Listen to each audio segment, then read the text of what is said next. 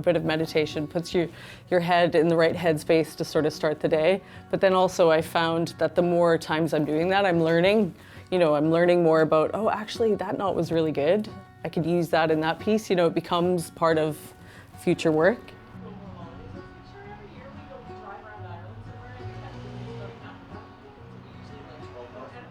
Macrame is the art of knots, so it's just basic, really simple, using cord and rope, hemp, linen. I use all sort of natural materials and tie knots.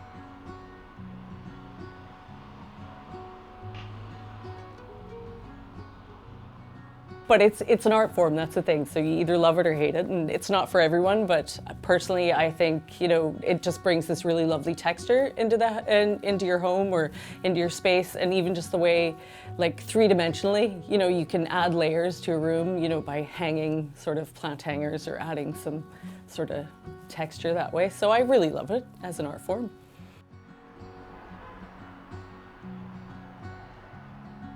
Once you get into it, you're repeating something over and over and over again. And like any practice, whether you talk about yoga or meditation, it's sort of about finding that headspace where you're just concentrating on the thing that is right in front of you, and then everything else sort of flows away. And I do find myself, I find that really relaxing, and the feedback I get from people who come to the workshops and try it at home is that they also do. So I think there's definitely something in it. So it's the macrame flow, meditative macrame, whatever you want to call it, mindful macrame, you know what I mean?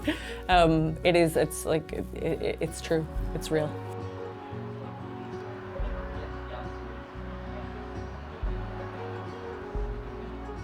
It's nice, I keep going back to copper and using it because I find it a nice malleable sort of metal. If the plumber comes into your house and you get a new bathroom, keep your copper pipes. There are some tools that you use in macrame. This one's really handy, it's like a little pipe cutter. I can probably cut about 50 of these at one time before your hands start sort of blistering.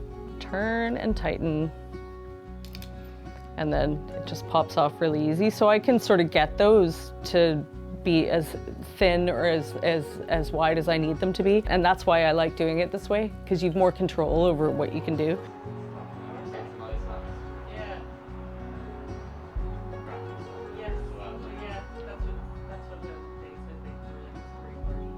Heritage craft is basically that craft, those skills that get passed on, and the importance of having that, for culture and society and so many aspects of it. But I think the main thing is like sort of why it's important to not lose the craft, and it's okay for it to be popular and for loads of people to want to do it, because that just means it's going to pass on.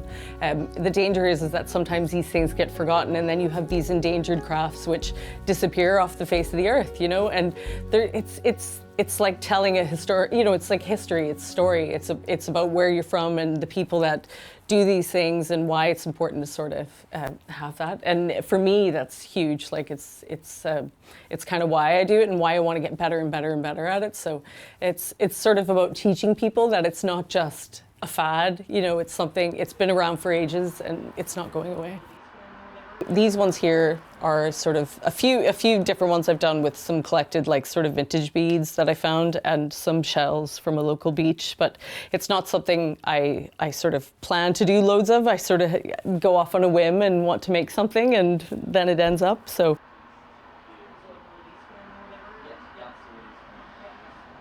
So these are sort of me playing around with like how I can combine the knots and the different elements. These will no doubt be something that I use to sell, but a lot of this is always sort of like a daily practice or a bit of an exercise in if I had to do a bigger piece. They're like a little sample basically. So I do like to use these as freely as I can and not hold myself back and just be free and sort of enjoy the process.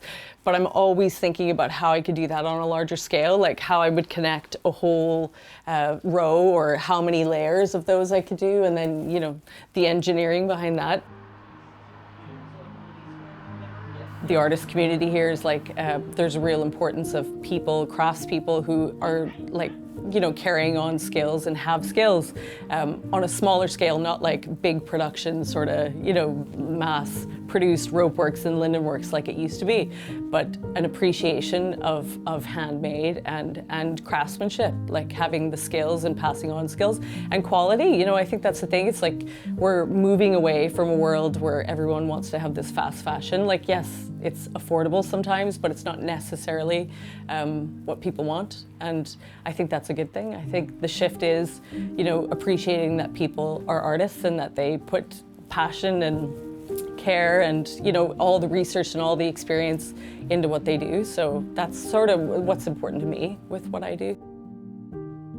It can be really relaxing. I think that's why I find this space so good, because it is such a relaxing space as well, and it's nice to come to a space where you can just concentrate on the work, turn off everything else and just do the work.